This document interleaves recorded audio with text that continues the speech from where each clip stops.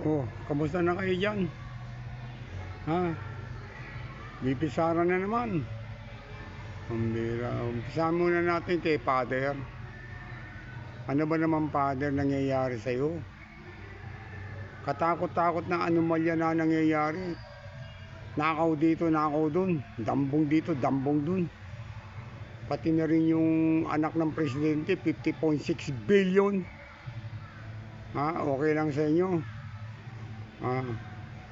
Pati yung PhilHealth, 100 billion yun. Yung kay Recto 50, saka yung kay Bongbong Marcos 50 billion. Puta, hindi na ba kayo nahiya? Ang bira kayo. 125 million yung kay Sara na sinasabi nyo. Alam mo ba yung DepEd? Ha? Kasya ba sa DepEd yun? Sa buong Pilipinas? 125 million? Ang bira ka, pinag-iinitan nyo yung DepEd na yan, Kung gusto mo, Father, pagdemanda ka mag-isa mo at patunayan mo ninakaw yung pera, tapos yung kila Bongbong, yung bilyon-bilyon, sabi mo hindi ninakaw, pinagati-hatian lang ninyo. Ang tibay din ng apog mo, Ang bira to. Alam mo, Father, ikaw yung tinatawag na bulag, pipi at bingi. Bakit ka bulag? Ayaw mo dilat yung mata mo, sa katotohanan. Tapos bingi ka pa sa hinaing ng taong Pilipino, sa madlang people, sa bayan naghihingalo na, nangangamatay na, bulag ka, bingi ka pa, naging pipi ka kasi ayaw mo magsalita, ayaw mo sabihin ng katotohanan. Ang sinasabi mo yung parang puro kasinungalingan. Kung totoong pari ka, dapat wala ka na sa pagkapari. Hindi ka ba nahihiya kung pari ka talaga? Nagmimisa ka, nag-humili ka. Ano ba tinuturo sa humili? Di ba kabutihan? Magandang asal? Asal ba yan? Nakalam ba nag-humili ka, yung mga tao nakangiti, nakasimangot? Ganyan dito sa amin. Pag nag-humili at nakikita namin mali-mali, nagbubulungan yung mga tao. Kasi hindi na tayo mangmang hindi naman tayo mga tanga Pambira. 125 million pag-iinitan mo. DepEd yan. Pambira. Dito lang nga sa barangay namin, kulang yan O alam mo ba dito sa amin? Libre kabaong, libre cremate. Cremate ng patay. Libre din yung coronarya.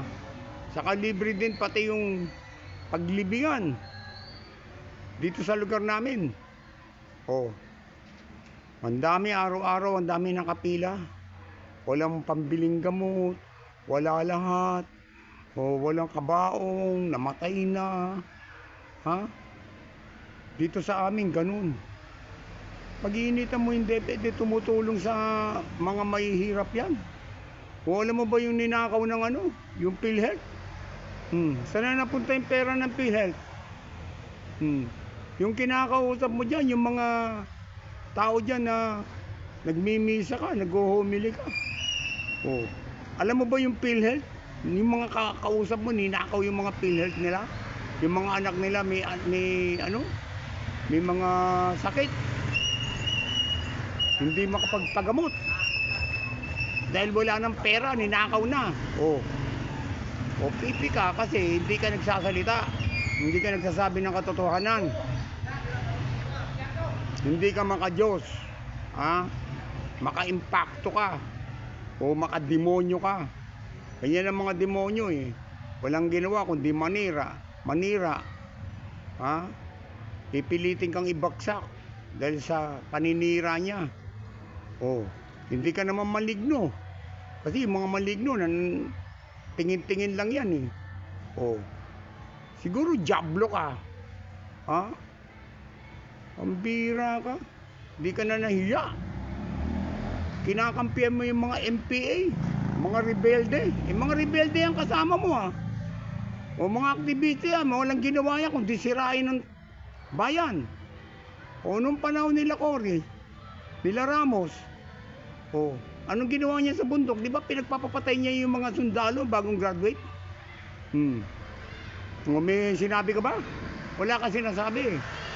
Ha? Kasi ulol ka rin. Pambira ka, pare ka, nakakabwisit ah. Baka hindi ka naman pare. Siguro ano ka lang, pare, yung bang, wow pare, o ganun. Sa inuman, wow pare. O sa singhutan, ganun din. Okay lang pare. O yung pare. Pero hindi ka pare. Bira ka. Sinusuporta mo yung mga adik, mga bangag. Nakakahiya.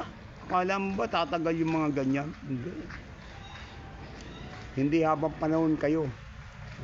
Yung mga demonyo siguro, mga maligno o mga diablo, aabutin ng libu-libong taon. Baka ganun ka. O mukha kang demonyo.